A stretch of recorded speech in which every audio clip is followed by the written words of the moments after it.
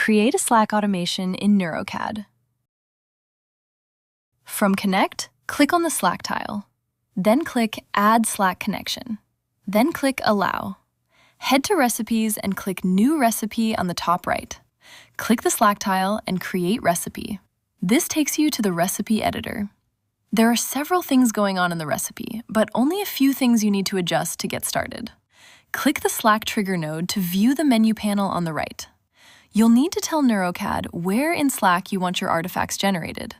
You have two options.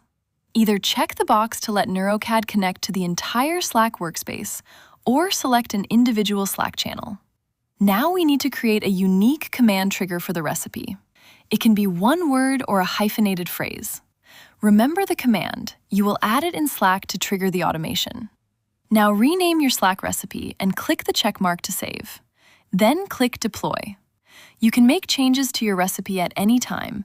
Just make sure to click Update Deployment in the drop-down menu. Head over to Automate and toggle on the automation card. The recipe is activated when you see the green message. Now open your connected Slack channel and type the link command. For this example, the command is Insider Neurocad Link. Then press Enter. Slack will send you a secure, auto-generated link to connect to Neurocad. Click the link in Slack. Then click the confirmation link in Neurocad.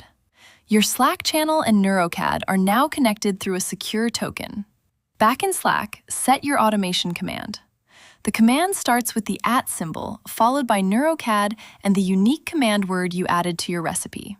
Attach your file in Slack and press Enter. Neurocad responds with your request message first, then a preview link to your artifact. To see all your generated artifacts and their history, go to Artifacts in Neurocad.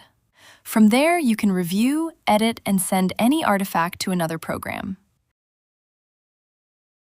If you need help troubleshooting, try searching your question. Look through Neurocad resources or contact support at Neurocad.